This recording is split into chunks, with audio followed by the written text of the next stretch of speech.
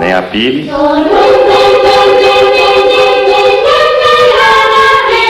Ne a tatu.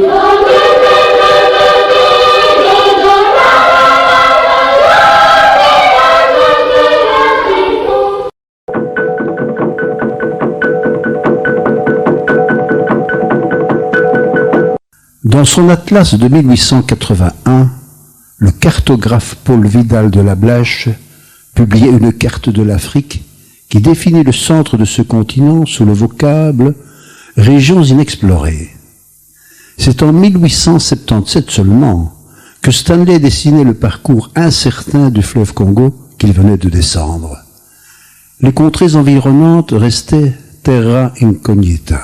En 1880 sont arrivés dans ces terres inconnues ceux que l'on pourrait considérer comme les pionniers de l'ouverture du peuple congolais à l'alphabétisation. Les premiers missionnaires, les uns envoyés par le cardinal Lavigerie, s'implantèrent sur la rive ouest du lac Tanganyika. Les autres, les pères du Saint-Esprit, s'établirent à Boma. Ces enseignants et leurs successeurs découvraient une mosaïque de plus de 200 peuplades parlant chacune sa propre langue et dont les connaissances étaient limitées à leur modeste périmètre.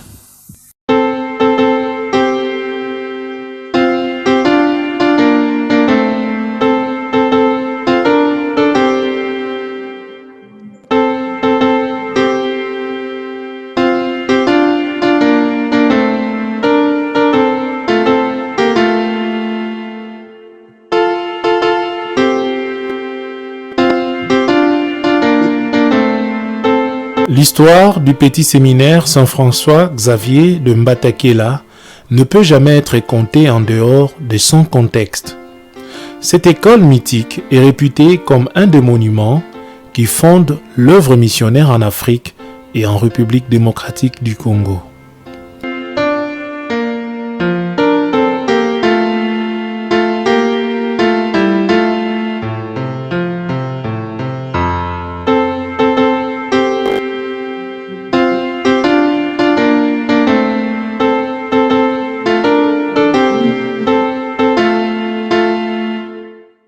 Les origines lointaines de cette école sont à chercher dans la première et deuxième évangélisation.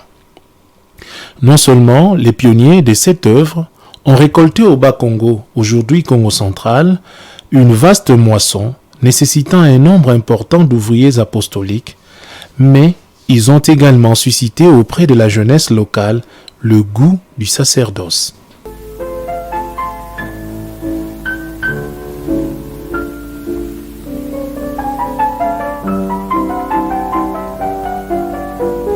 C'est en 1919 que le pape Benoît XV donne le vrai ton dans sa lettre apostolique Maximum Illud. La communication du Saint-Père sonne une nouvelle ère des églises d'Afrique. En cette année, Rome se trouve confrontée au problème de la désorganisation des missions privées des missionnaires du fait de la guerre, en particulier les anciennes missions allemandes et autrichiennes anéanties au cours de ces conflits. Cette situation dramatique est compliquée par l'état d'esprit ambiant, camp vainqueur contre camp vaincu, qui nourrit hostilité, rancœur dans les terres des missions.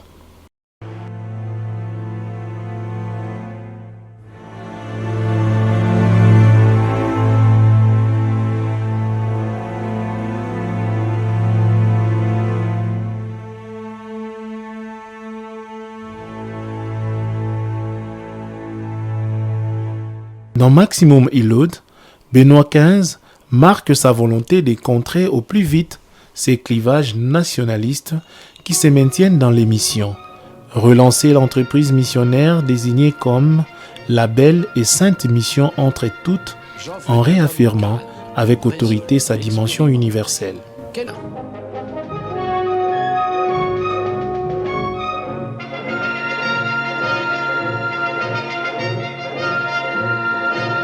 L'universalisation de l'Église, selon l'esprit de sa lettre, va conduire à l'érection des multiples vicariats apostoliques et à la construction de plusieurs ouvrages d'intérêt social en l'occurrence les écoles. C'est ainsi que l'ambitieux projet de bâtir une école de formation des futurs prêtres noirs va voir le jour. La création d'un petit séminaire était devenue une nécessité dans le Mayombe où les missionnaires gagnaient du terrain.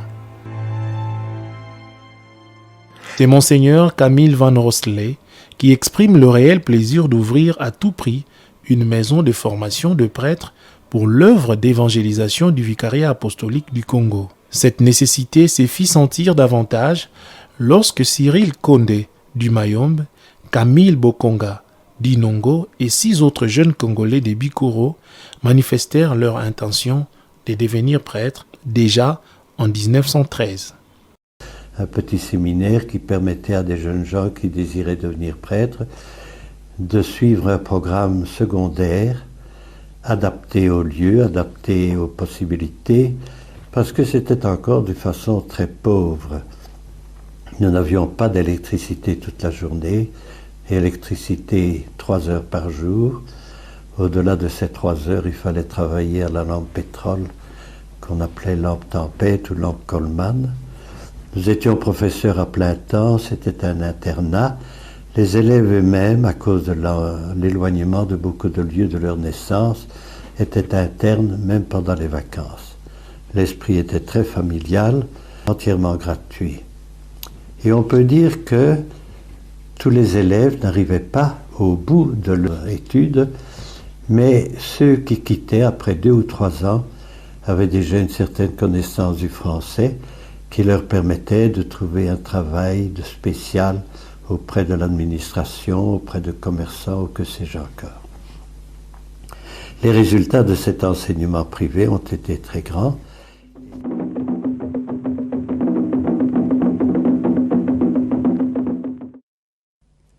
En 1945 a eu lieu au Congo une fameuse réunion des évêques qui ont réévalué le programme de l'enseignement qui existait au Congo. Et c'est alors qu'on a décidé de commencer des collèges avec le programme belge, d'une telle manière qu'à la fin de ces humanités latines, humanités modernes aussi, qu'on pouvait donner un diplôme qui donnait accès à l'université.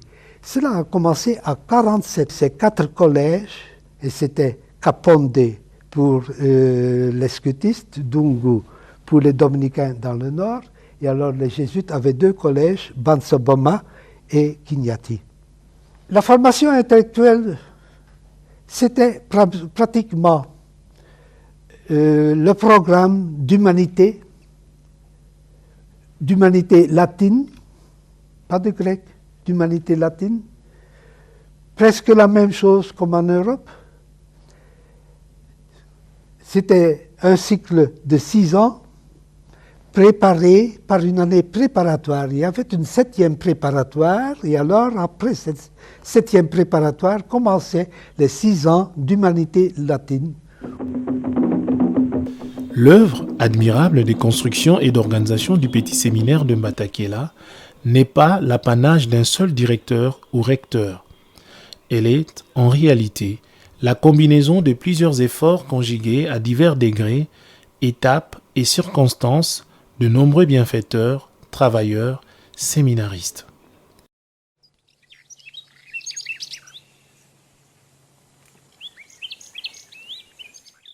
L'épisode de la construction d'un petit séminaire dans le Mayombe commence par un débat autour de où bâtir l'école.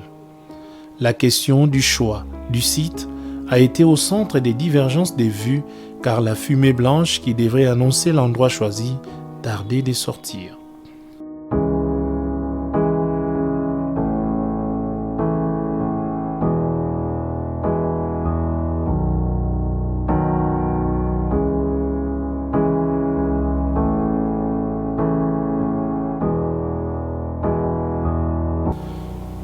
En attendant l'issue des discussions, le nouveau petit séminaire va être implanté provisoirement en Batambo Manzambi le 19 octobre 1920 à l'emplacement actuel du cimetière.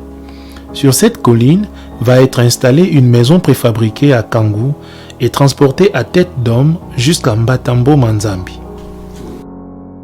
3 huttes en feuilles et terre battue furent érigées tout autour de la maison préfabriquée.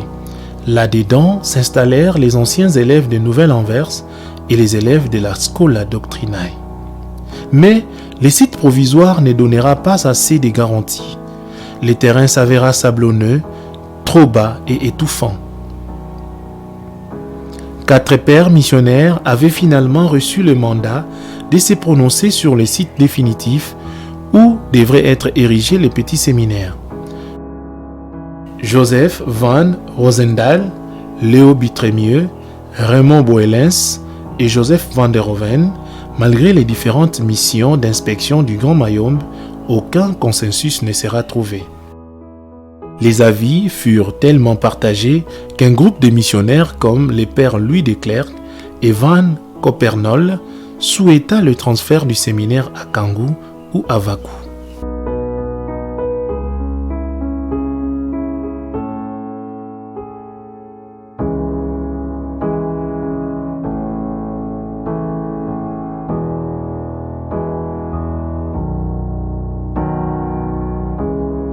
En 1923, lors de sa visite canonique au séminaire, Monseigneur Camille van Ronsley opina pour le site de Mbatakiela, emplacement pourtant rejeté par la plupart des votants dès 1921.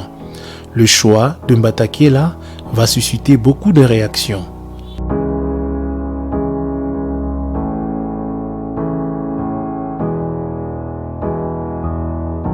La colline de Mbatakiela est un terrain ou une réserve de chasse où les villages environnants venaient tendre des pièges, d'où le nom Kiela, dans le but de capturer les chats sauvages qui y rôdaient la nuit. L'indignation des missionnaires contre le choix de l'actuel site du petit séminaire était fondée sur le fait que la colline de Mbatakiela était le théâtre de la rencontre des bêtes féroces et qu'il ne fallait pas mettre des vies humaines en danger.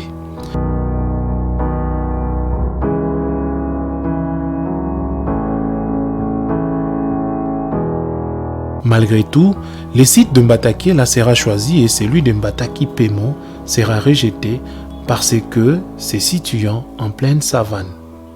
L'historien raconte que le hasard, l'aération, puisque les sites devraient plus tard recevoir plusieurs personnes, et l'isolement contrairement à Mbatambo Manzambi, qui était en retrait de pistes caravanières utilisées par les villages des environs, seraient les raisons fondamentales de rejet des 2 autres sites.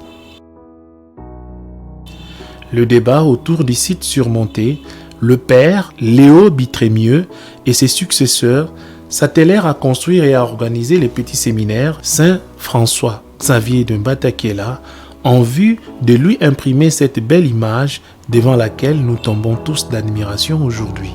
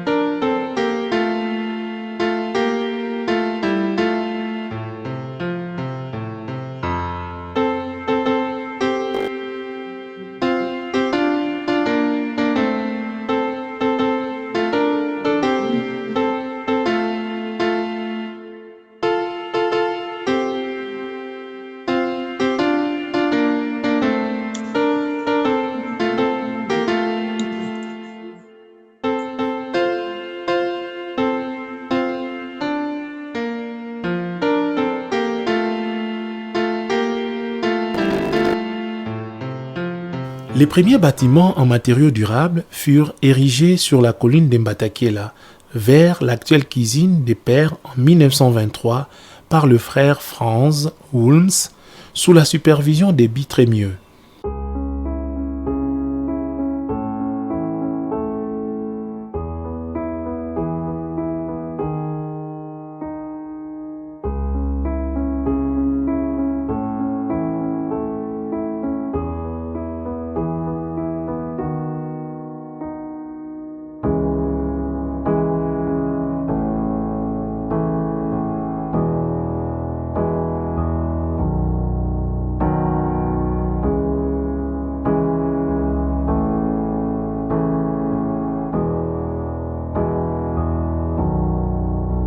Ils étaient en pierre et en tôle, avec un grenier servant des dortoirs. Une des maisons servait de réfectoire.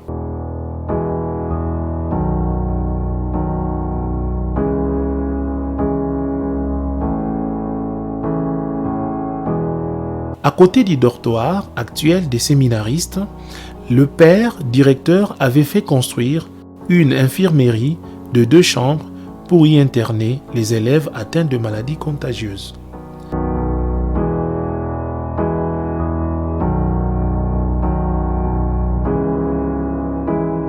Le deuxième moment fort dans l'histoire des constructions du petit séminaire remonte à 1934.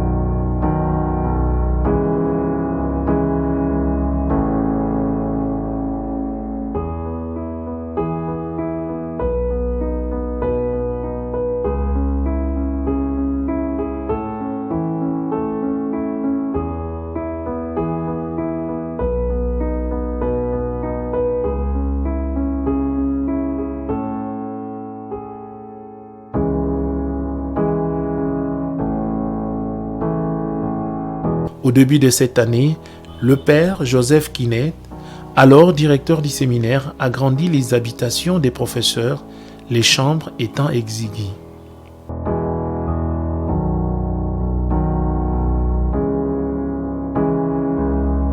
La même année, il lance les travaux des terrassements et ceux de la construction de la chapelle, l'actuelle salle d'études.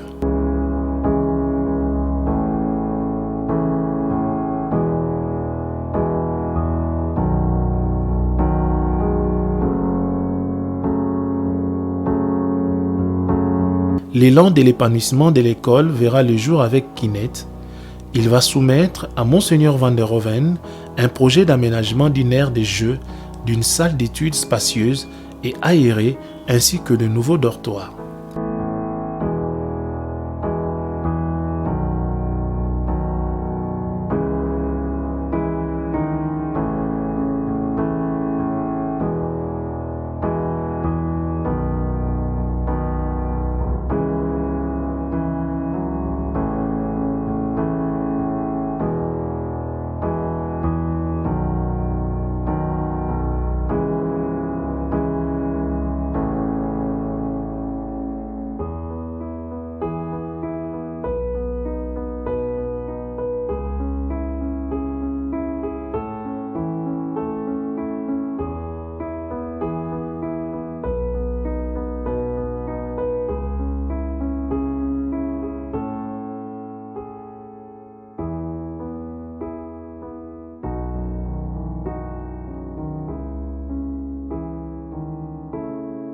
À la fin de la même année, le père Joseph Torf avait parachevé la construction de 4 classes en pisé couvertes de tôles. La maison des pères et le réfectoire avaient été construits en briques. En octobre 1934, Monseigneur Van der Hoven décida la construction définitive de Mbatakiela. Les grands travaux seront lancés avec l'appui de l'œuvre pontificale de Saint Pierre apôtre à Rome, les organismes privés comme les sociétés anonymes belges et congolaises. Les travaux de construction furent confiés au frère Emile Willems.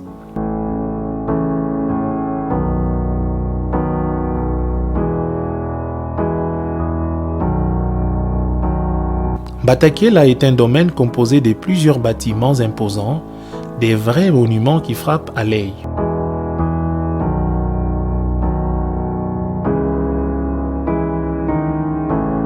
Une vraie beauté cachée dans la forêt, les élèves, les parents et les visiteurs sont émerveillés par la beauté de l'art.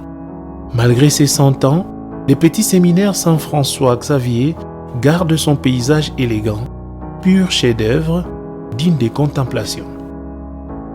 Édifice aux allures d'un château, les petits séminaires, à part les bâtiments où se trouvent les chambres directeurs et des autres prêtres enseignants, la bibliothèque et le réfectoire pour les prêtres, la salle des lectures et les bâtiments des salles des classes, les dortoirs et les réfectoires pour les élèves, les petits séminaires à sa chapelle qui invite à prier.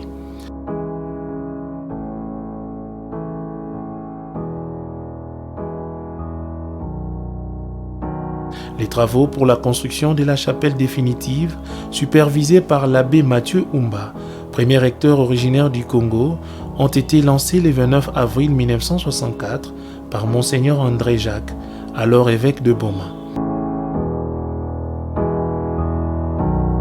Elle sera dédiée à Dieu le 31 mars 1968 en présence de M. Joseph Kassavubu, ancien élève de Mbatakéla. Depuis le père Bitrémieux, Mbatakéla est resté un grand chantier, avec le programme de plusieurs réalisations qui devraient donner à l'école un décor parfait. Le 23 juin 1952, les séminaristes avaient commencé sous la supervision des encadreurs le tracé de la conduite d'eau de Mavunguduka à la Mungu-Mungu.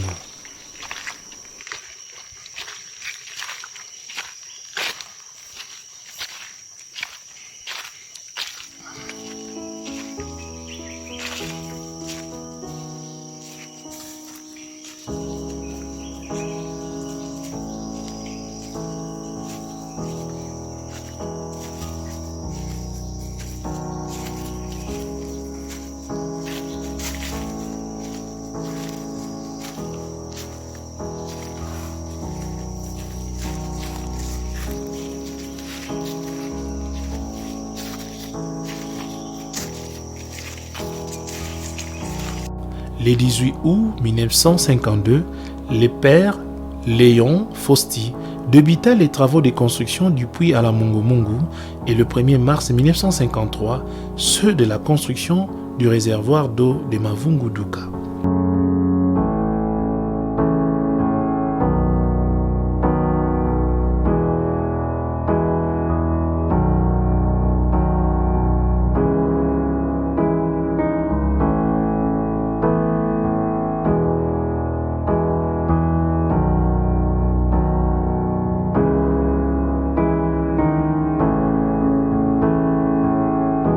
Mbatakéla commence en Batambo Manzambi, près du cimetière, le 27 octobre 1920. Le père Bitrémieux, qui commence l'aventure à la fois comme directeur et unique professeur du dit collège-séminaire, dispensa cette année-là son cours de latin à 17 séminaristes, dont 4 de l'Équateur, 10 de Kangou, 1 de Mwanda, 1 de Kizu et un autre de Vaku. En 1921, le père Bitrémieux fut rejoint par le père Henri Janssens. 7 autres élèves furent également admis au début de l'année. 3 provenaient des Kangou, 1 de Boula, 1 de Kizu et 2 autres de Vaku, dont Raymond Doudi, qui deviendra plus tard le premier évêque noir du diocèse de Boma. En 1926, Alphonse Sumbu et Philippe Ngidi commencèrent leur philosophat en Mbatakéla, qui devint en même temps un grand séminaire jusqu'en 1931. En 1936, Mbatakéla devient dans le sens strict du terme petit séminaire avec un programme des humanités latines complète. Au-delà de la beauté de l'art, Mbatakéla, c'est aussi et surtout les sérieux dans la formation. La rigueur et la discipline dans le travail forment le socle de l'esprit Mbatakéla, une école de référence où la profondeur appelle la profondeur. 100 ans, c'est beaucoup, c'est une vie, c'est une longue période. Et donc, les infrastructures de cette maison de formation qui a donné à l'Église, tant locale qu'universelle, en passant par celle nationale, à l'Église et à la nation congolaise et même au monde entier, des cadres dignes de ce nom a besoin d'être soutenu. Mbatakela a un nom, Mbatakela a une renommée, Mbatakela, école de l'excellence, parce que école de référence et de la différence. Il est évident que la formation morale et religieuse tient la première place. Cette option a fait que l'esprit des études en Batakela demeure chrétien. La formation intellectuelle en Batakela consiste surtout dans l'acquisition d'une solide discipline de l'esprit par l'étude suivie de la grammaire, la gymnastique indispensable de l'intelligence, l'étude soignée des mathématiques, vrais cours de logique dans le développement du goût littéraire.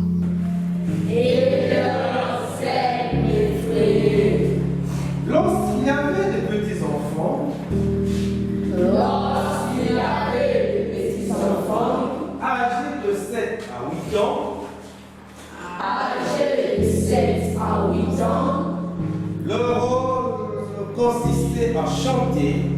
Les anciens de l'école, aujourd'hui regroupés dans plusieurs associations, sont très fiers de leur alma mater. Certains se rappellent même les petites blagues et les moments de tourments entre frères en Batakela.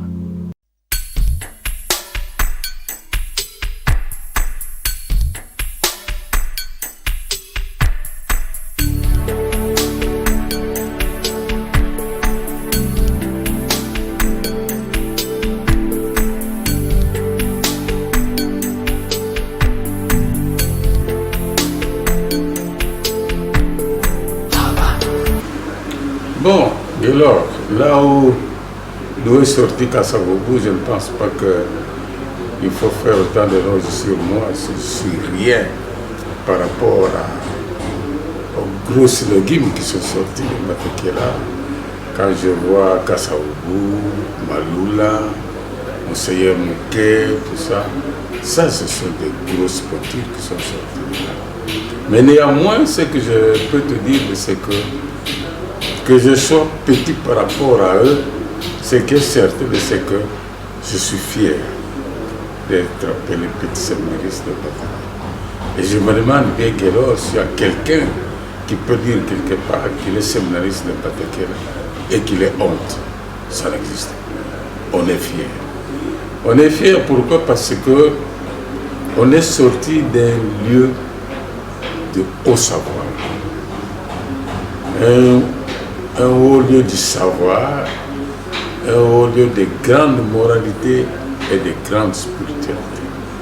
C'est vraiment le lieu où on vous donne pas seulement la conscience, pas de la science, mais on vous donne aussi la conscience. Parce qu'on sait que science sans conscience n'est que ruiner l'âme. C'est que nous sommes en train d'assister, la ruine de l'âme, parce qu'il y a beaucoup de science sur les gens, pas de conscience. Mais le petit séminaire, justement, c'est ça que je garde de ce haut lieu de savoir. Et c'est qu'on vous inculque la conscience et la spiritualité. Je suis encore fier d'être séminariste parce que je ne sais pas maintenant comment ça se passe de l'or, mais de notre temps, quand il y a rentrée scolaire et que vous allez pour la première fois au séminaire, qui allait au séminaire, tous ceux qui ont été le premier dans toutes les paroisses. Donc c'est vraiment une équipe nationale, c'est une rencontre des grands joueurs de football de toutes les paroisses pour former une équipe nationale. Donc quand tu dis quelqu'un, voilà, celui-là il vient de Vaco, sache bien que c'est lui qui était le numéro 1 avant. Ah, ça, il vient de voir, il vient de quelle passe de voir. Donc, j'ai été le numéro 1 en 6e pour entrer au séminaire. Donc, Vous voyez, cette sélection fait que tous ceux qui se retrouvent là sont présumés être intelligents. Et c'est ce qui fait que la formation qu'on a au séminaire, c'est une autre. C'était en 62, j'arrive, mais les gens étaient gentils, des grands gentils. Sauf un jour bizarre, où il n'était plus gentil, il est devenu méchant presque. C'est le jour de la Bleuzaille, où on devait manger ce qu'on appelle les œufs de vache. Ça, c'était inédit. Les vaches ne font pas des œufs. Et maintenant, au Batekel, on nous parle des œufs de vache. Et tout d'un coup, les grands devenaient bizarres. Et c'était la Bleuzaille. Je n'ai jamais oublié ça. La Bleuzaille, c'est vraiment l'entrée l'entrée au séminaire. Je connais la même chose à Lovanium, mais là c'est en miniature au petit séminaire, c'est plus petit, on était 70 personnes, tout l'ensemble du séminaire. Mais ça crée une union terrible, ça crée une fraternité immense. Ce qui est resté, parce que chaque fois qu'on se rencontre, nous qui avons vécu dans une même génération, ben on se souvient de cette fraternité qu'on a. Elle perdure, elle ne s'arrête pas, cette fraternité. Nous, en fait, quand on allait au séminaire, on allait en 7e préparatoire. Puis après, on continuait à 6e, etc. Donc on allait en, si vous voulez, en 6e primaire. C'était la 7e préparatoire. C'est pour la première fois au séminaire qu'on est parti si nombreux venant des missions. Donc notre classe, c'était même presque la moitié de tous ceux qui avaient comme séminaire. Et on a trouvé comme aînés, bon, M. Yerobouka, André Yengo, Vital Bois, ce sont ceux qui étaient en dernière. Mais entre nous, bon, ce qui était bien, c'est qu'on sentait directement qu'on nous inculquait dès le départ une sémence d'amour. Et donc, ça n'était pas comme ce qu'on trouve dans les autres écoles, la rivalité, les conflits entre ceux qui viennent de là. Non, là c'est vraiment la symbiose qui était maintenue, entretenue par les prêtres, par les méditations, par les saluts, par la prière, etc. Et ça créait quand même une ambiance vraiment qui nous a beaucoup marqué et qui continue dans nos vies. Parce qu'en fait, moi, je sens quand même que quand on est passé par le séminaire, c'est comme si on a bu un vin spécial.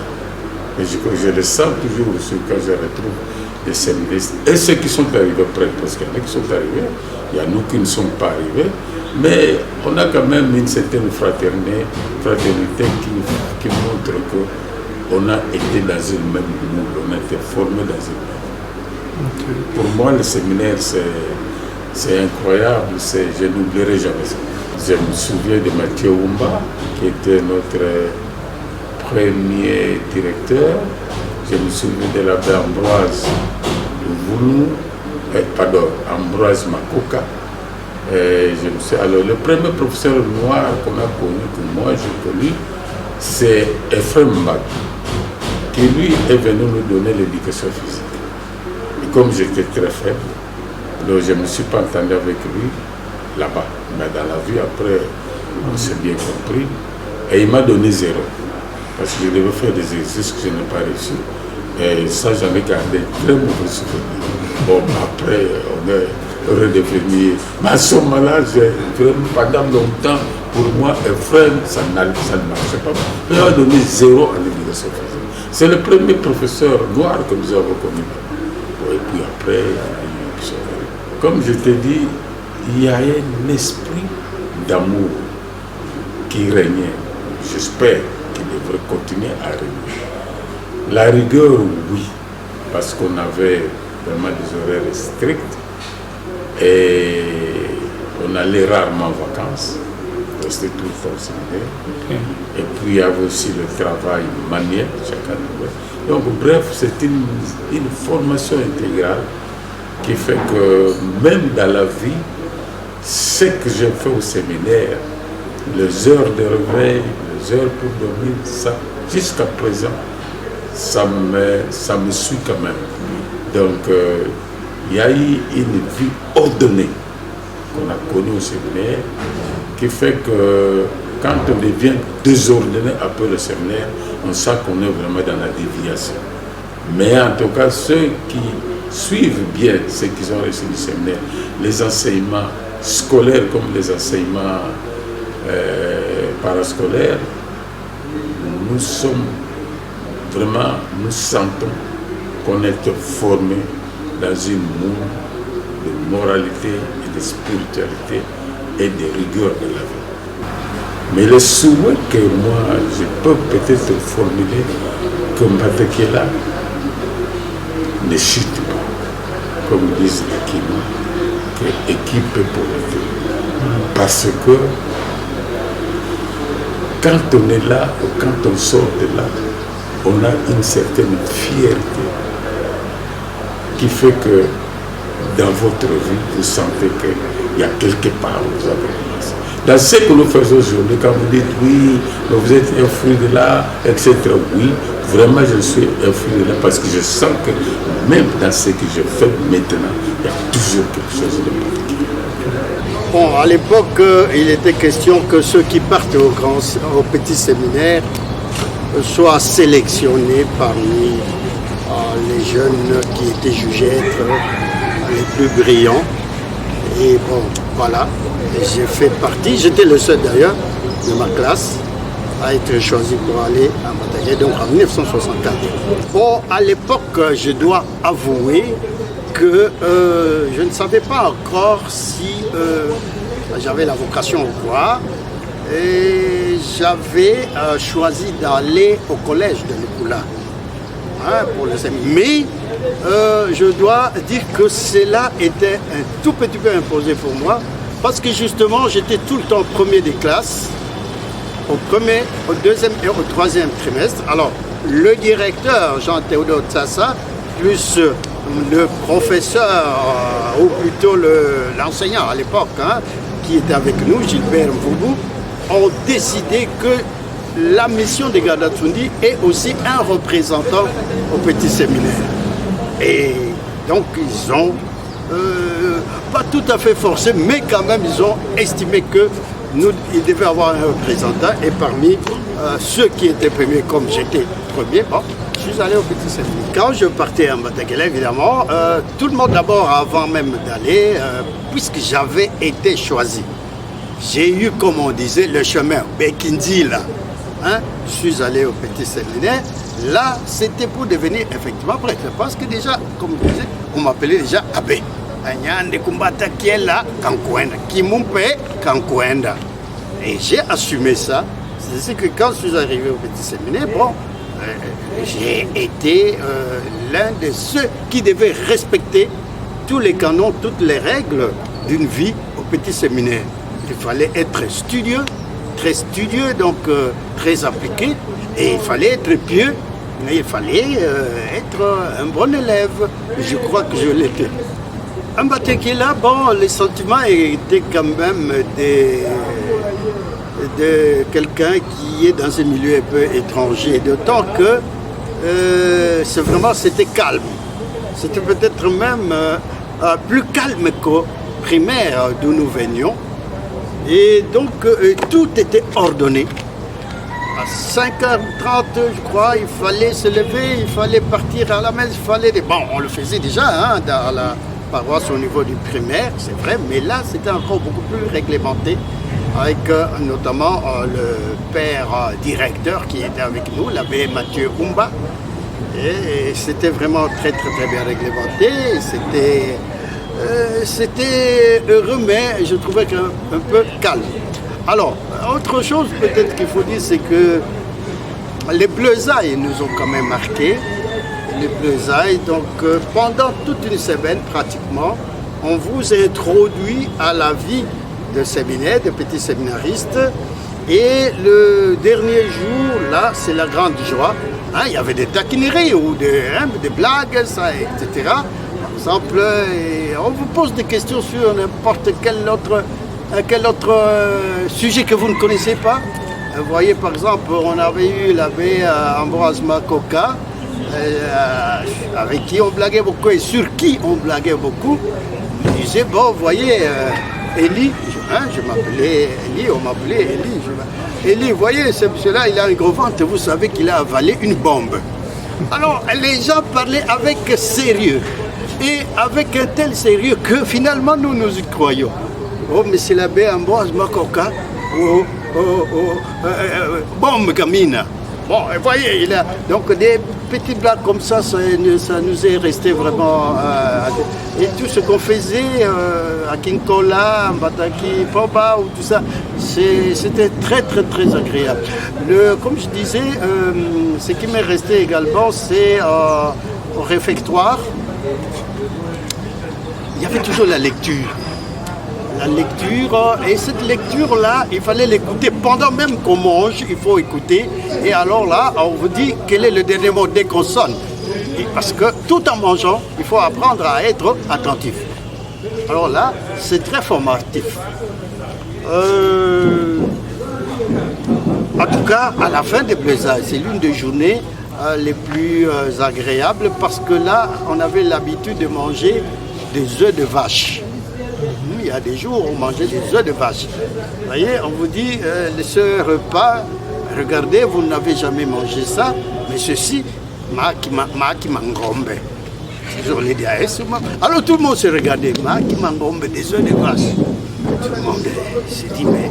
Et c'est les vaches Pouvaient pondent des œufs comme les poules. Oh, maki mangombe. Bon, voilà. Alors, en fait, c'était une préparation de manioc qui était d'une telle qualité, d'une telle succulence qu'on pensait qu'effectivement c'était des œufs, mais des œufs de vache. Voilà. Donc je crois que c'est du manioc ou autre chose qu'on ajoutait là-dedans. Et c'était très agréable quand vous allez manger ça après les taquineries de Bleuzailles. Ben, vous êtes à l'aise. Alors, ceux qui étaient déjà en deuxième avaient l'habitude de pouvoir poser des questions et parfois vous disent, bah, allez, va-t'en, Miangamador. Miangamador, c'est quelque chose qui n'existe pas. Je sais pas, en tout cas pas dans le dictionnaire. Voilà. Donc, c'était agréable. Et ça signifie quoi? Non, simplement, allez-y, individu. Voilà, individu. Mais il y avait les jeunes gens de deuxième, hein, toujours aimaient les gros mots, mais voilà, même ceux de sixième secondaire étaient plus... C'était la rhétorique, ceux de sixième, hein, on les appelait des rhétoriciens. Ceux qui étaient en cinquième secondaire, c'était des poètes. Mais la poésie, c'est du temps où on avait des humanités gréco-latines. Donc on avait fait et le grec et le latin. On avait eu la littérature de tout ce monde que vous connaissez, Homère en grec, Virgile en latin, etc., des Suétones, des Cicérons, etc. Vraiment, on a eu à pouvoir s'en compter, oui, Suétone, mais Cicéron également, les catilinaires, tout cela.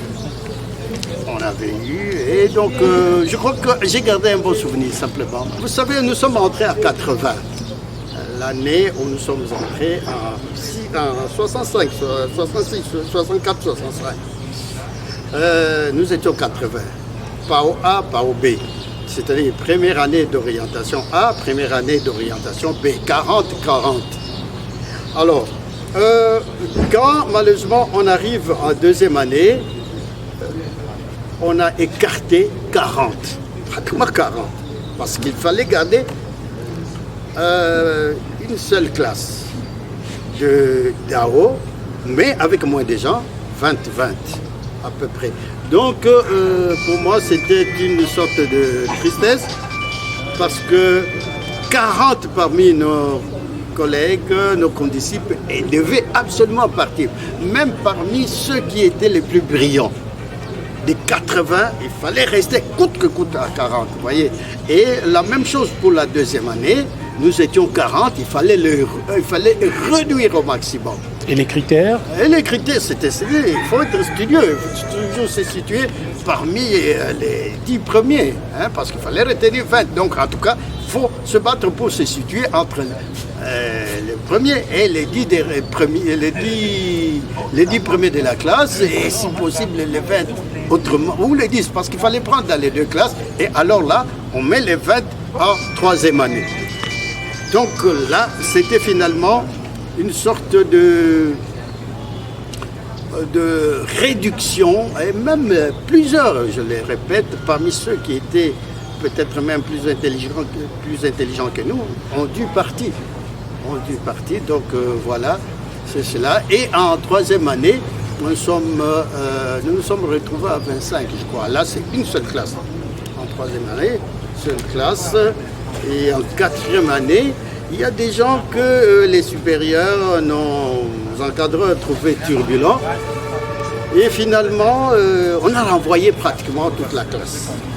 Toute la classe, avant d'entrer en troisième année. Et nous tous, nous avons envoyé à cause de quelques-uns, mais finalement, ils ont rappelé quelques-uns, à la fois qui étaient, qui jugeaient intelligents et qui jugeaient dociles, aptes à pouvoir suivre au petit séminaire. Et donc vous n'avez pas terminé au petit séminaire? J'ai terminé puisque j'étais rappelé. J'ai terminé la quatrième année, je suis allé en cinquième année et puis sixième. J'ai terminé la sixième année en Bataké. En 70, comme mes condisciples parmi les abbés, malheureusement, nous n'étions pas nombreux. Il y a l'abbé Alain Dieudonné Mabiala, c'est mon suivi, il y a Simon Toto, l'abbé Simon Toto, l'abbé Raphaël Mabaka, et tous ces gens malheureusement ont émigré, ils sont en Europe, mais ils reviennent quand même de temps en temps. Quand j'étais en Allemagne il y a environ 7 ans, j'ai rencontré par exemple Simon Toto, je suis allé le voir, je suis allé suivre des cours post-doctoraux à Tübingen. Et là, j'ai rencontré l'abbé Simon Toto qui m'a reçu pendant une journée et on voulait savoir. Mais j'ai aussi vu d'autres à Belgique, qui ça a donné, Alain, Mabial et d'autres. Voilà. Alors, le premier jour était remarquable. Nous rejoignons à Luango, j'allais dire ici. Nous rejoignons à Luango quelqu'un qui vient de Lukula, Marcel Malonda. Lui aussi, il doit aller à Batakela et nous rejoignons à Luango parce que là, il prend le train. Le train, c'était un phénomène. Il quittait Tchela à 7 h du matin, tous les jours. Tous les jours, je ne sais plus si le dimanche. Non, peut-être pas le dimanche, je ne sais plus.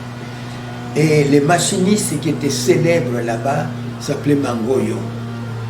Et quand il accélérait, il y avait des étincelles qui venaient de la locomotive, qui venaient sur les wagons des voyageurs.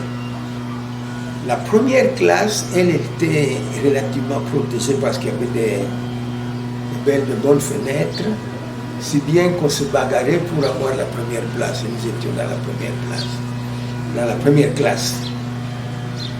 Eh bien voilà, Marcel Malonda nous rejoint là. Ça ne dure pas longtemps, on se retrouve rapidement vers la gare de Jacques, parce que nous devions descendre Kongalazaki à Kangu. C'était la gare de Jacques. Et voilà, la première à partir de là jusqu'à Batekel, c'est vraiment à pied. Il paraît qu'on disait que c'était 5 km. Je n'ai jamais été vérifié. Arrivé au premier village, le dernier village, le seul village qu'on voit sur le parcours, ce village-là s'appelle Kingambola, un tout petit village. C'est alors qu'on voit la première image de Batakela, c'est saisissant, extraordinaire. On arrive à la grotte, on monte, et la première impression, c'est que c'était vide, il n'y avait personne. Mais où sont les anciens qui devaient déjà être rentrés avant? Parce que nous sommes venus, le jour de la rentrée de nouveau, c'était après que les anciens aient déjà regagné le petit séminaire. Nous disons non, ils sont partis, j'étais parti en promenade. promenade, il est revenu que le soir, effectivement. Le soir, ils sont revenus, arrivés en masse, c'est un grand groupe. Nous étions un peu, Pierre Mbongo et moi, effrayés parce que, connaissant tout ce que nous avons subi à Kizu, comme nous avons été rossés, tabassés comme des prisonniers, on se demandait ce qui allait nous arriver. Et c'était un changement spectaculaire de voir la gentillesse avec laquelle tout le monde vraiment nous accueillait. C'était vraiment une arrivée en famille. Et c'est extraordinaire. L'esprit était tellement bon que je me dis, mais ça va changer peut-être les jours qui viennent. Non. L'ambiance de la convivialité, cette ambiance-là a continué pendant tous les 7 ans. Et ça, je le confirme. Ce n'est que 2 fois que j'ai vu 2 garçons se battre. 2 fois seulement en 7 ans. C'est extraordinaire. Et encore, on s'est vite précipité pour les séparer. Et d'ailleurs, comme souvent dans les bagarres des enfants, le soir déjà, ils se parlent entre eux et l'affaire est finie, terminée. C'était un esprit extraordinaire. Un jour, pendant que nous étions au champ, quelqu'un dit Nyoka, Nyoka, Nyoka. Tout le monde se sauve. Il y a les garçons devenus des Boma qui étaient tellement effrayés qu'il a fui en désordre. Et justement, il fuyait dans la direction où allait le serpent. Et il était devant le serpent était derrière. Comme il y a beaucoup de gens qui crient de ce côté, le serpent s'éloigne évidemment, fuir sur la foule. Et puis malheureusement, on entend le petit garçon qui crie, qui pleure. Ah, Fifio, tu vois du côté, Didier. Ah, Fifio, tu vois du côté, Didier. Alors, nous étions partagés entre le rire et la peur, parce que c'est la première fois qu'on voit quelqu'un qui se plaint que le serpent l'ait mordu seulement légèrement. Bref, finalement, on s'est dit, bon, on doit être loin le serpent. On va timidement, on arrive vers le premier garçon qui pleure. Où est-ce qu'il a mordu le serpent? Non, Fifi, tu vois le gâteau. Oh, encore. Finalement, il explique, finalement, ça voulait dire quoi? Il restait peu que le serpent le morde. C'est ça qu'il voulait dire dans ce guillaume à lui. Bref, à part donc ces petites anomalies, on n'a jamais eu de problème d'intégration. Et oui, en 7e latine, parce que nous commençons par la 7e latine, en 7e latine, nous avions un professeur noir comme nous, l'abbé Mathieu Yuba. Et malgré tout, il enseignait déjà en français. Il enseignait en français, personne n'enseignait en guillaume. Il enseignait en français. C'était dur pour nous, surtout les livres d'arithmétique, c'était dur. Ah oui, ce qui est intéressant, c'est que tous ces manuels, en grande partie, étaient en guillaume à l'école primaire à l'époque. Le français, le manuel 100% en français, ça n'est venu que longtemps après nous. Donc, maintenant, en Batakiel, nous passions brutalement au 100% français. 6e latine, 7e latine, c'est parfait. Avec l'abbé Yuba, le latin ne commence qu'au dernier trimestre. Donc, nous n'avions le latin que 2 trimestres pendant la première année. En deuxième année, la deuxième année qui est la 6e latine, c'est le fameux abbé Ambroise Makoka, dont certainement quelqu'un doit vous avoir parlé. Non? Oui. L'abbé Ambroise Makoka, qui était un phénomène, une intelligence hors pair. hors pair. Les amis comme le défunt Monseigneur Telika, qui ont lu les dissertations de l'abbé Ambroise Makoka au grand séminaire de Kabou, dissertation en latin s'il vous plaît, ils étaient émerveillés de la qualité du latin, la profondeur du texte. Bref, nous avons un excellent professeur. Même, c'est toujours la même ambiance, hein?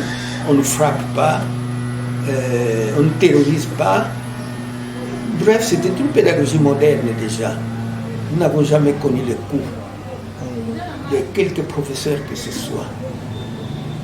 Jamais. Je ne me rappelle pas avoir vu un professeur gifler un élève.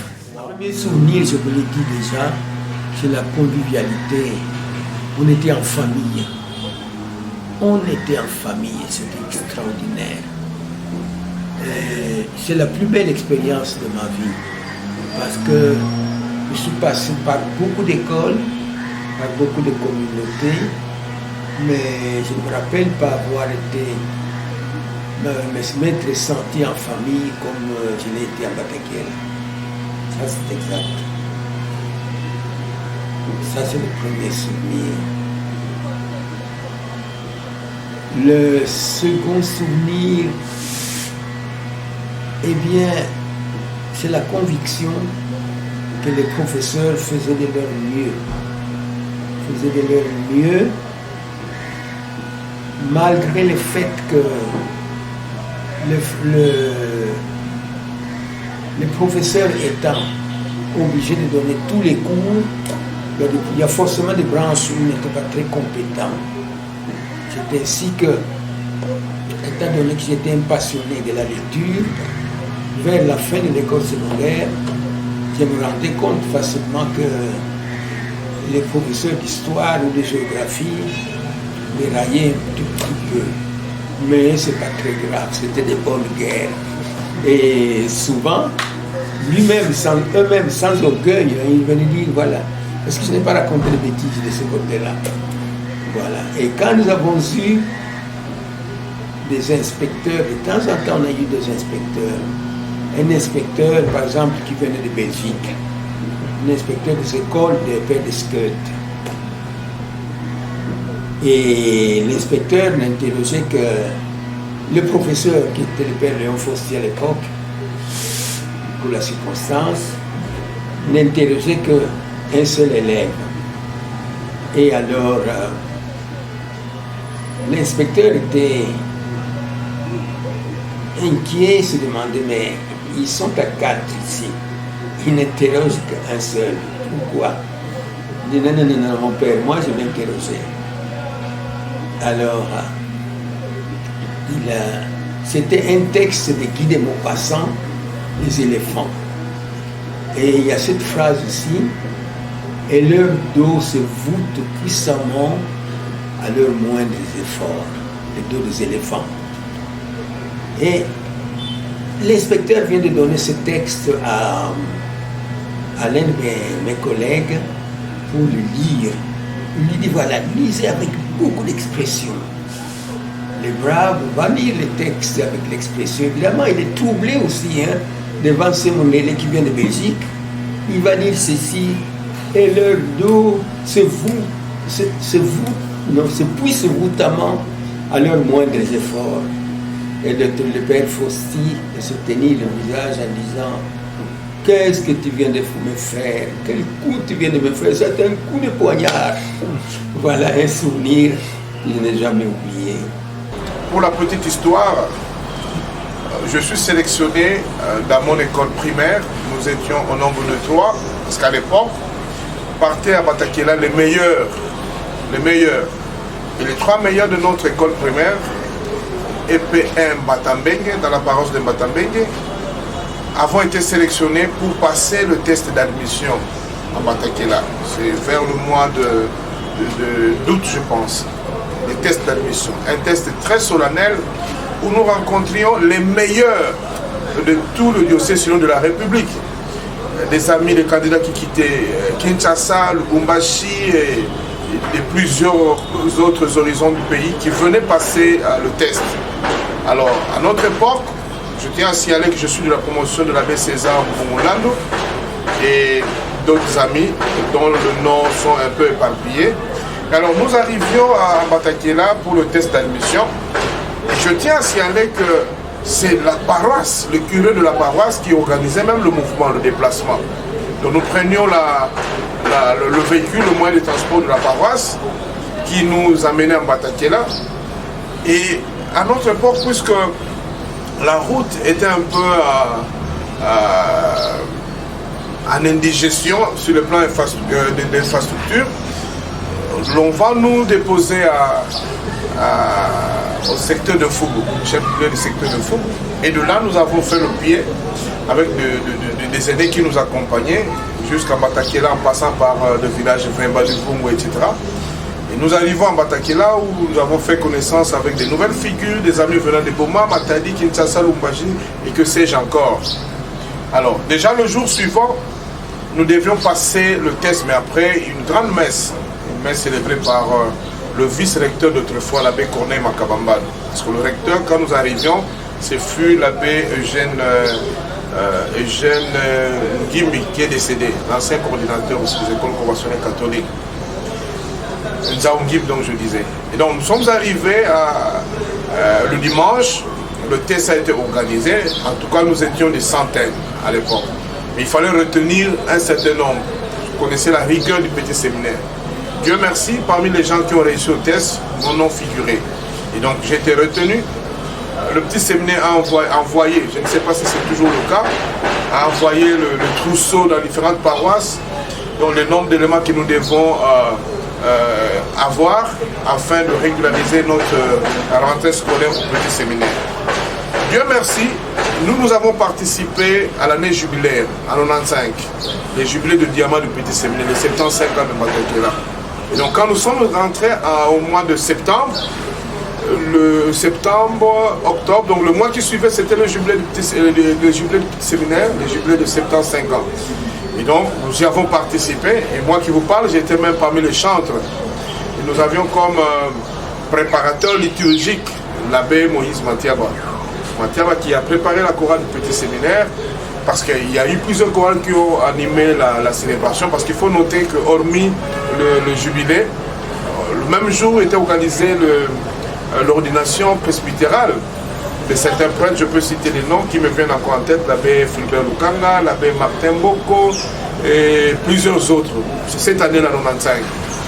Alors, nous avons chanté une belle célébration et avant cela, la semaine du jubilé, il y a eu des activités culturelles, il y a eu des activités sportives.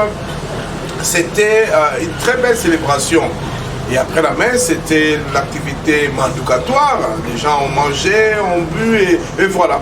Je suis arrivé en 95, l'année scolaire 95-96. Je suis arrivé en 95 et je fais la première au petit séminaire, je fais la deuxième et j'ai repris la deuxième. La deuxième, pourquoi? Parce que, alors que j'avais bien réussi dans le cours à caractère littéraire, le français, le latin, mais bon, vous savez, le petit séminaire, c'est une école de rigueur, il y avait un seuil, il y avait un minimum de pourcentage pour passer de classe. Et donc, il s'est avéré que cette année-là, j'étais un peu faible. Et j'ai repris l'année, et je me suis refait la santé sur le plan scientifique. L'année qui a suivi, donc 96, 97, j'ai carburé. J'ai eu à distinguer, et puis bon, finalement, c'était bien pour la suite. Et je vais donc quitter le petit séminaire en troisième littéraire. Je vais raconter la petite histoire pour rafraîchir la mémoire. Alors, qu'est-ce qui va se passer en troisième? Vous savez, au petit séminaire, c'est une école qui est caractérisée par sa rigueur, la discipline et beaucoup d'autres éléments qui forment l'homme. Au séminaire, on n'a pas seulement été formé pour l'activité scolaire, scientifique, mais le culturel, il y a le spirituel, et il y a tout un peu, c'est une formation intégrale. Alors, lorsque nous sommes passés en troisième littéraire, il s'est fait qu'il y a une promotion qui est en cinquième lors de leur investiture en termes d'équipe dirigeante. Parce qu'au séminaire, quand les cinquièmes prennent le pouvoir, c'est tout un événement. Et c'est tout le monde qui tremble parce qu'il y a une nouvelle vague qui arrive. Alors, il y a des cinquièmes qui prennent le pouvoir Alors quand ils prennent le pouvoir, ils ciblent entre guillemets, des séminaristes qui sont un peu plus têtus, qui sont difficiles à gouverner, et ceux-là constituent une des cibles de leur action gouvernementale. Alors il s'est fait que moi j'étais le capitaine de la salle d'études. Dans la culture séminaristique, le capitaine de la salle d'études, c'est celui qu'on appelle le président du bâtiment rouge. Donc moi je suis le président du bâtiment rouge. Et donc, par conséquent, le président du bâtiment rouge était censé être la personne la plus têtue du bâtiment rouge. Donc c'est la dernière muraille. La muraille, lorsque cette muraille tombe, c'est que le bâtiment rouge tombe également. Alors, il est arrivé un moment où le troisième, dans l'ensemble, avait commis quelques actes de discipline qui étaient susceptibles d'être sanctionnés par la nouvelle équipe qui vient de passer. Parce qu'il faut vraiment mater les troisièmes pour mater le reste de l'école, donc deuxième et première littéraire. Finalement, on arrive un jour au réfectoire. Le président nouvellement nommé, je cite l'abbé Manzam, qui est un ami d'ailleurs de longue date avant le petit séminaire, qui a pris le pouvoir. Alors il a demandé à tout le troisième de passer au milieu du réfectoire. Nous sommes passés au milieu du réfectoire et l'équipe dirigeante, donc j'ai cité l'abbé, le président Manzami, Orlipola, qui sont vraiment de proches des amis avec lesquels on a un passé très mouvementé, un passé qui est parsemé des bons événements, des bons souvenirs, parce qu'il faut noter que nos parents étaient tous des enseignants du coin qui avaient une certaine renommée. L'abbé Manzambi, son père et bien, c'était vraiment une fraternité, sinon une famille. Mais bon, vous connaissez au séminaire, nous avons appris déjà la notion de la neutralité dans la sanction. Le pauvre ne pouvait pas faire autrement. Donc c'est comme ça qu'ils vont demander à tous les anciens, sinon les troisièmes, les élèves de la troisième, de passer au milieu du réfectoire. Et nous sommes passés au milieu du réfectoire. Ils ont demandé de nous mettre à genoux. Et moi, j'ai résisté à cette demande. C'est comme ça qu'eux tous se sont ligués contre moi. Ils ont commencé à me flanquer quelques coups de chicotte, etc. Et moi, j'ai sauté le réfectoire. En sautant le réfectoire, c'est-à-dire le premier étage jusqu'au rez-de-chaussée, cet acte-là n'a pas été bien vu par le recteur d'autrefois, parce que j'ai été conduit par le président de l'époque qui a eu à se plaindre de ses comportements. En fait, c'était une indiscipline, c'est tout à fait normal.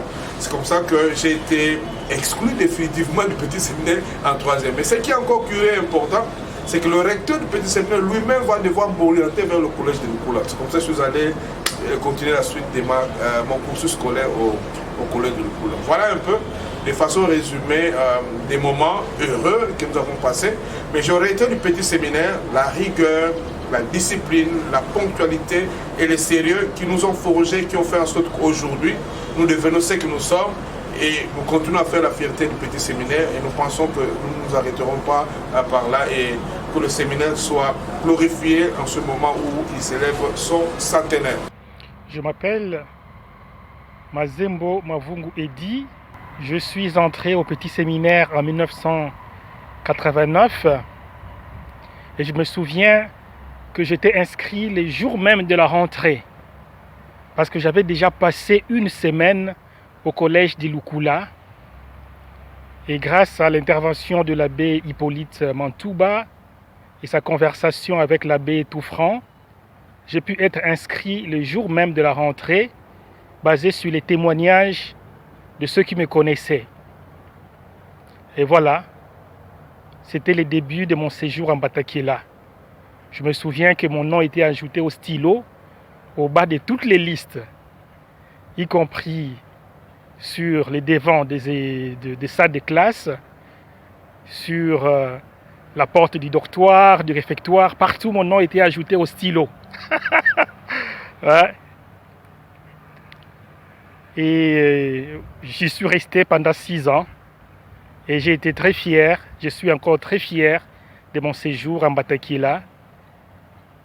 J'étais le dernier à être ajouté sur la liste, mais voilà, je n'ai pas toujours été le dernier sur tout ce qui était évaluation et activité en Batakielah. Ce qui m'a le plus marqué en Batakielah, c'est l'amitié avec les collègues mais aussi l'amitié avec les professeurs. En rétrospective, j'admire vraiment les dévouements des professeurs, des enseignants, de l'équipe dirigeante. Très peu d'entre nous ont eu des problèmes avec eux. Et ils donnaient vraiment les meilleurs d'eux-mêmes. Ils donnaient tout leur temps. Et beaucoup, en fait, faisaient de nous, élèves, leurs amis. C'est bien qu'on passait des heures durant les récréations en train de nous raconter des histoires ou d'échanger sur différents sujets d'intérêt. Aujourd'hui encore, quand je regarde les cercles de mes amis, les plus fidèles, ce sont les personnes avec qui j'ai été en Batakiela. Même si vous avez passé une année sans vous parler, les jours où vous vous rencontrez ou que vous parlez, vous sentez que vous partagez beaucoup de choses en commun. Ce sont ces empreintes indélébiles que Batakiela a laissées sur nos vies. J'ai beaucoup aimé mon séjour en Batakiela. Pendant les 6 ans, nous avons été formés avec beaucoup de rigueur, de manière intégrale, sur le plan intellectuel, sur le plan moral, sur le plan humain, sur le plan sportif, sur la débrouillardise, comment se débrouiller dans la vie, sur la ponctualité.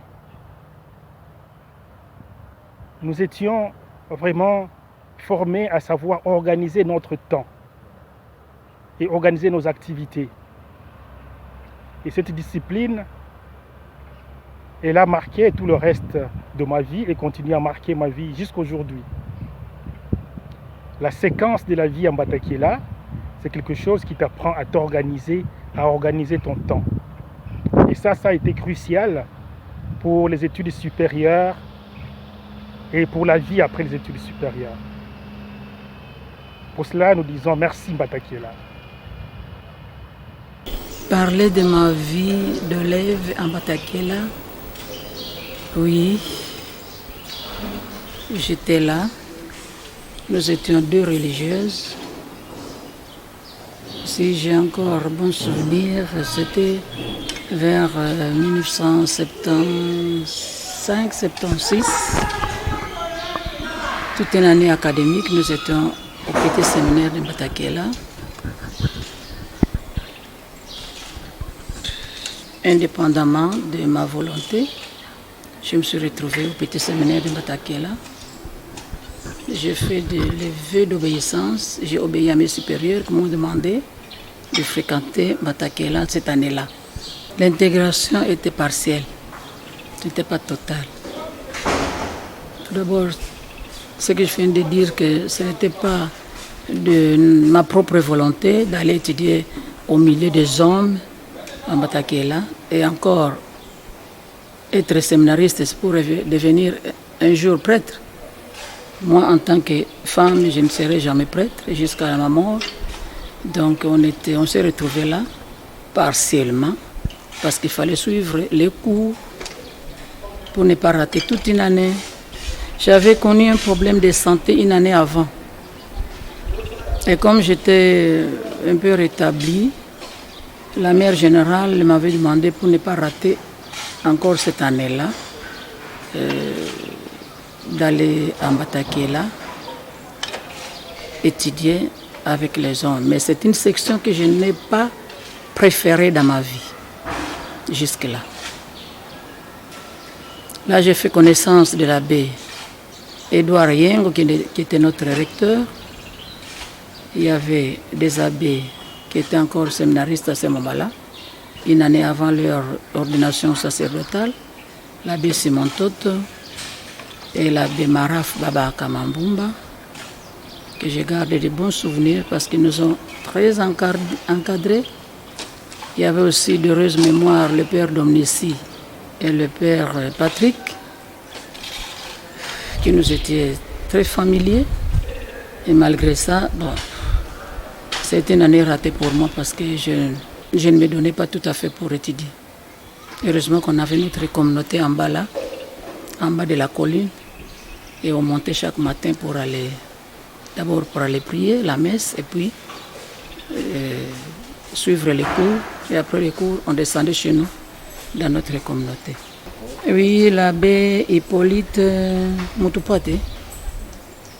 Hippolyte Mutupati, abbé Landovidi, déjà décédé. Abbé Pablo, on s'appelle jusqu'à présent des collègues de séminaire. Et d'autres que je ne connais plus. Batakela, c'est un site de spiritualité. C'est un milieu où je peux dire qu'on est en train de regarder Dieu en face. Je pense que les jeunes qui vont là-bas pour les études, ils ont l'occasion de bien intérioriser la spiritualité dans leur vie. C'est un milieu où il fait beau vivre, où c'est calme, où c'est méditatif. J'ai aimé ça. Malgré que je n'ai pas pu continuer, mais j'ai aimé le milieu. Ça m'a... Oui, nous sommes arrivés à Mbatakiela en 1958. Et moi je dirais que c'est à une époque où il y a eu 2 événements. Lesquels sont ces événements? Lesquels? Et d'abord, il y a eu l'indépendance du pays. Je disais donc que nous arrivions en 58. Là, on ne disait rien du pays. Il a fallu attendre 59, le 4 janvier, pour que les professeurs nous disent qu'il y a des troubles à Léopoldville. Un trouble à Léopoldville provoqué par un certain Joseph Kassa, un ancien qui est passé en Mbatakiela. Mais ce Joseph Kassa est très dangereux. C'est de cette manière qu'on nous expliquait la personnalité de Joseph Kasavubu. Soulignons que nous n'avions pas de radio, nous. Seuls les professeurs en avaient. À cette époque, on attendait, on suivait ce qui s'est passé à la table ronde. Et Destrebec était le plus fidèle, collé à la radio. Et voilà que le 4 janvier, après les troubles, il y a eu donc l'annonce de la date de l'indépendance. Et ça allait être le 30 juin, jeudi 30 juin. Moi, j'étais à la table de Sylvestre Mbouinga, le neveu de Kasavubu, qui était d'abord inquiet pour les événements de Léopoldville. On me disait, attention, toi tu es à côté de Sylvestre Mbouinga, ça lui fait de la peine, il ne faut pas trop lui parler de cette indépendance. Enfin, l'indépendance est arrivée et nous l'avons acceptée. Et le jour où le supérieur, le père Maquet, est venu nous annoncer au réfectoire que Kasavubu est nommé président. Et on a sursauté, on a crié, on a jubilé. Je vois encore un certain Tamba Konde Alex sortiller, Kasavubu, président. Et le jour, c'est en 60, où nous devions accueillir l'abbé Ntedika. À l'époque, il n'était pas encore abbé, moi je le nomme, il n'était pas encore monseigneur, je le nomme, je parle de l'abbé Ntedika, qui est venu en Mbatakiela célébrer ses prémices. Et au moment où il répondait à notre discours, et voilà que Kasavubu arrive brusquement, chef de l'État. Le discours a été interrompu. Et la Bentedika, jeune universitaire, éclipsé. Ah, on clamait Kasavubu, Bouta Moutou, il vient, il embrasse les anciens ouvriers qu'il a connus, le cuisinier qui a préparé pour lui un certain Alexandre Foum qu'on l'appelait. Il embrasse, et les ouvriers comme certains Tounzi. Oh, c'était la joie, l'allégresse. Et nous avons improvisé des chants. Emmanuel Tsassa, qui était très fort en musique, entonne ce chant qu'il a composé à l'indépendance.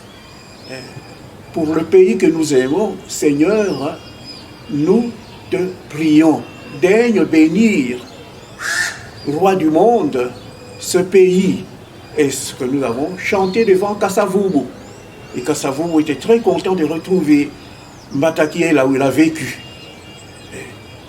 Et dans sa réponse, il nous invitait à toujours travailler, à étudier au jour le jour notre matière.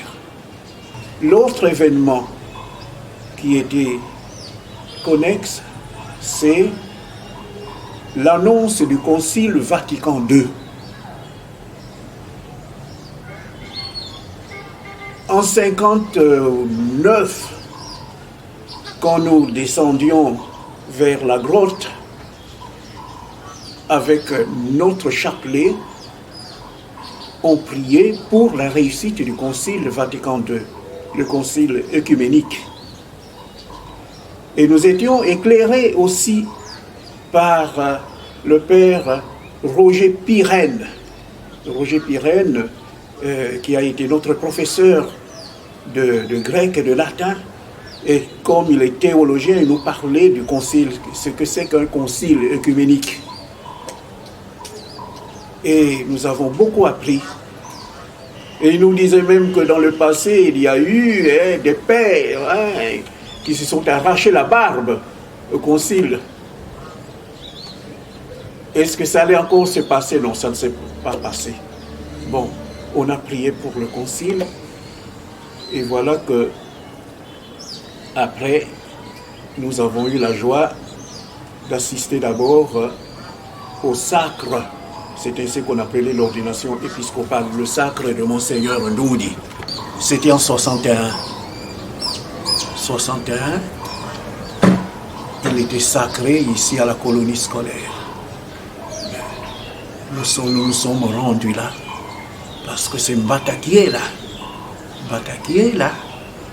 qui donnait des acolytes à chaque ordination. Le cérémoniaire, c'était toujours l'abbé Ambroise. L'abbé Ambroise, Makoka. On est allé à la colonie scolaire. On est rentré et directement après, les tam-tams ont commencé à vibrer dans toutes les paroisses. Parce que jusque-là, on ne chantait qu'en latin. Et en Mbatakié, nous étions forts en latin, en chant latin, en grégorien. Tellement connu. Bana Mbatakié, la bazebi kuimbila. Et voilà que le colonel belge de Mwanda, de Kitona, nous invite. Je retourne un petit peu en arrière parce qu'il nous avait invités en 59. Et nous sommes allés chanter là. Ils étaient contents. Et nous avons apporté nos graduels de livres. Et nous sommes revenus, on était 40 personnes. en comptant les acolytes et les chantres. Et au retour, on voulait bien arriver en Batakiela triomphalement pour montrer qu'on a été à Mwanda. Et vers Kiniati, on ne trouvait pas le chant scout. Oh, ne prenez pas ce chant, ça ne va pas. Et la discussion ne se terminait pas. Et voilà qu'un de notre classe, un certain Zobolo, entonne le chant « Protégez-nous, Reine du Rosaire ». Et nous avons tous chanté. Et ça n'a pas duré. J'ai vu le véhicule chanceler. C'était vers Kouvi. On venait de passer Tandokong. Le chauffeur croyait que la route continuait tout droit, alors qu'il y avait un virage. Il était 19h à peu près, hein? Il faisait nuit. Et quand il a constaté qu'on a dérapé, il a voulu revenir sur la route. Mais ça allait, il roulait tellement vite qu'il est passé de l'autre côté. Et le véhicule s'est renversé. Nous étions tous là. Et j'entends encore des prières éjaculatoires. Jésus, Marie, Joseph, je meurs entre vos mains. Jésus, Marie, Joseph, j'ai confiance en toi. Et j'entends encore le Père Maquet, qui était avec nous, hein, derrière, nous bénir, pour nous donner l'absolution, ce que l'on appelle l'absolution in articuli mortis. Il nous bénit pour nous absoudre de tous nos péchés. Bon. Alors, on était là, il fallait sortir. Un à un, on est sorti avec la vache qui était là, qui nous couvrait un petit peu. Il y a un qui était bloqué entre deux barres de fer. Et le père Maquet rentre de nouveau dans le véhicule, il l'écarte. Il était fort, c'était un ancien fils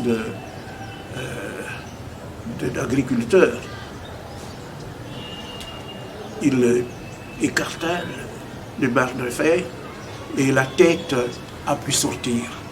C'est un certain Léon Mouaka, Léon Mikani, le condisciple de l'abbé Vital Koualou. Vital Koualou était là parmi ceux qui étaient accidentés. Je cite encore l'abbé Mathieu Mouila, nous étions là. Nous étions là, et qui est encore l'abbé Ambroise, évidemment, et d'autres séminaristes que je pourrais bien vous montrer après. Voilà, on en est sorti. Pour moi, ça m'a marqué. Il n'y a pas eu de morts. Il n'y a pas eu de morts. Des blessures graves. Ah, des blessures graves, c'est vrai.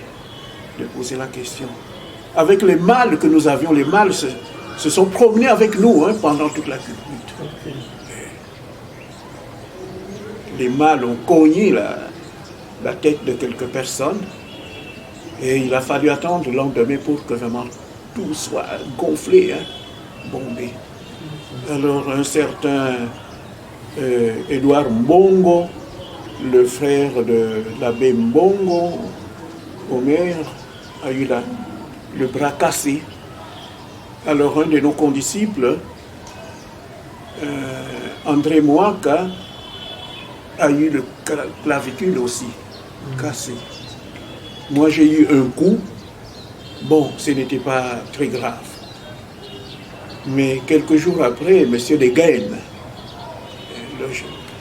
le chef du territoire, l'administrateur du territoire de Lukula, ça s'appelait comme ça, est venu en Batakiela faire des enquêtes. Tout ce qui avait eu mal devait le déclarer. Et on nous a payé. On nous a payé surtout ceux qui avaient le bras fracturé, cassé. Et nous aussi, on nous a donné quelque chose. Mais l'argent est entré dans la caisse du séminaire. Nous n'avons rien eu.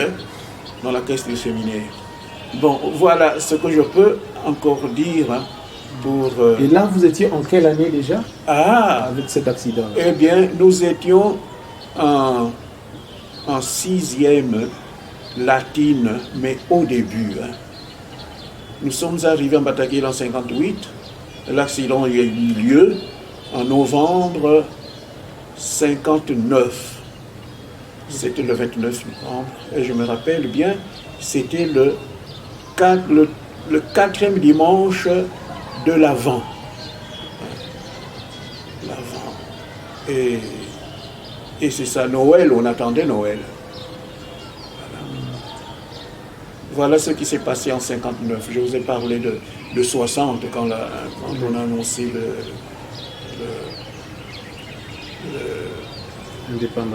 l'indépendance et puis le concile. Alors, monsieur l'abbé, vous êtes élève en Batakela. Oui. Vous arrivez aussitôt, vous découvrez un environnement spécial. Est-ce qu'il y avait déjà des bâtiments presque partout comme aujourd'hui, ou bien c'était encore un grand chantier et vous y avez participé aussi bien, dans la construction? Il y avait des bâtiments déjà. Et Monseigneur Jacques avait fait du beau travail. Monseigneur Jacques. Mais ce qui manquait encore, c'était la chapelle. Nous prions dans la salle de lecture, ce qui est devenu salle de lecture. Ça, c'était notre chapelle. Nous n'avions même pas de beaux bancs. Les bancs que nous avions comme ceci. Les bancs de cette manière. C'est là. C'est nous qui avons commencé à prier avec des bancs vraiment très spéciaux. Et voilà. Il a fallu attendre un peu après pour que l'abbé Mathieu Oumba, le nouveau supérieur, le premier d'ailleurs, le premier supérieur noir, dirigeait Bataguel. Et c'est lui qui nous a donné, qui nous a demandé de transporter les briques. Les briques qui venaient de la grotte vers le camp des ouvriers. 2, 3 fours comme ça. Et c'était à la main qu'il fallait les amener à l'endroit. Matabinzunungu, qu'on appelait ça. C'est là qu'on allait construire la chapelle maintenant. Et c'est M. Maïvangwa, qui était entrepreneur, qui est arrivé là. Et voilà. Et là, nous avons vu commencer les travaux. Ce sont ces grands travaux que nous avons vus, nous. Nous avons vécu. Et quand vous arrivez en Batakela, vous aviez un recteur blanc ou un noir? Oui, nous avions un recteur blanc. Le père Jean Maquet, qui était recteur, était encore en Europe. Je pourrais bien tout simplement reprendre ce que nous disait Monseigneur Jacques. Travail,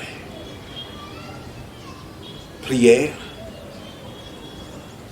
obéissance. Ça, c'est Mbataguel.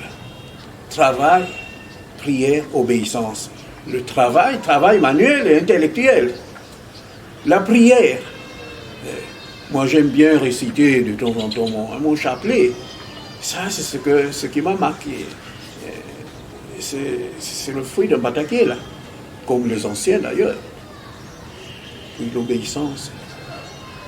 Il faut obéir. Ce que demande d'obéir, ce que demande le supérieur. Voilà. J'ai commencé mon école primaire à l'Athénée Royal à l'époque. Bon, l'Athénée Royal, première année, deuxième année, troisième année. Mais comme c'était une école officielle, les parents voulaient que j'aie une formation chrétienne.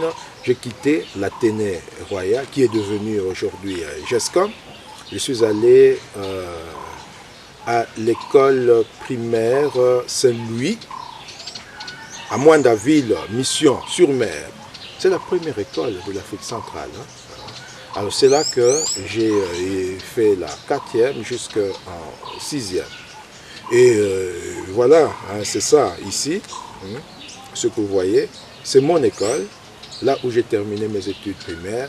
Et c'est de là que je suis allé à Mbatakela. J'avais une formation en 6e, on nous parlait du petit séminaire et on prenait les éléments les plus brillants, mais qui avaient aussi une bonne conduite. On les orientait en Mbatakela et autres écoles. Nous, on est parti de là jusqu'à Mbatakela. Donc l'école Saint-Louis, c'est là que j'ai eu, disons, la formation chrétienne. Et puis ma vocation pour aller au petit séminaire de Mbatakela. Hein, il y a la photo ici, lorsque je terminais mon école primaire pour aller au petit séminaire de Mbatakela. Bon, la première année, ben, c'était bien. La deuxième année, on devait retourner. C'est à ce moment-là, avec la politique du pays, on a nationalisé les écoles, etc. Donc, on devait quitter Mbatakela pour aller à une destination inconnue. Et on nous a dit, Kizu. À ce temps, on était déjà en Mbatakela. On nous a renvoyés en famille. Mais moi, je tenais à aller au petit séminaire là, bon, disons le CO Kizu là. Et lorsque nous étions une équipe de Mwanda, un groupe, on arrive à la gare Jacques là. Moi je dis, je vais chez là. J'ai mes grands-parents là, je vais attendre. Bon, quand j'ai vu mes amis monter dans le véhicule, tous partir, je suis resté seul là. Donc, j'ai fait arrêter le chauffeur. Puis je suis monté, je suis retourné à Mwanda. Et à Mwanda, on devait attendre. Arrivé à Mwanda, la rentrée tardée, l'abbé Pierre Madouka, qui était préfet au GESCOM, il a récupéré tous les petits séminaristes, c'est-à-dire qu'il devait retourner. Il dit, mais comment? Restez chez moi, moi je vais vous recommander. Le GESCOM, c'est aussi une bonne école. Donc ça ne sert à rien bon, d'attendre comme ça, vous restez. Bon, moi je ne voulais pas. Bon, on est resté, il a insisté. Alors après la deuxième année, je demandais de retourner à Mbatakela. J'étais d'ailleurs inscrit. Mais l'abbé Pierre Madouka ne voulait pas. Il avait des élèves brillants. Il dit, mais non, la fuite, il n'a pas voulu. Il dit, tu restes ici et quand tu seras en 6e, moi je te recommanderai au petit séminaire. Les parents ont accepté. Et malgré moi, je suis resté là. Parce que l'abbé Pierre ne voulait pas me lâcher. Il a dit qu'il ne pouvait pas laisser partir des élèves brillants. Parce que son école aussi avait de la valeur. Okay. Voilà, pour cette raison, je ne suis plus allé à Kizu. Et même si en 3e, je devais retourner en Mbatakela, jusqu'à on ne voulait pas me lâcher, je suis resté en Mwanda. Et c'est là que j'ai terminé mes études littéraires. Oui. C'est ça. Bien qu'elle ait suscité de nombreux abandons, il s'y est de souligner que la rigueur de la formation dispensée en Mbatakela a contribué à produire un nombre appréciable de cadres locaux et nationaux versés dans divers domaines. Aujourd'hui, ils sont encore nombreux, les parents anciens de Mbatakela qui cherchent à scolariser leurs enfants sur la colline sacrée, eu égard à la formation solide et assurée.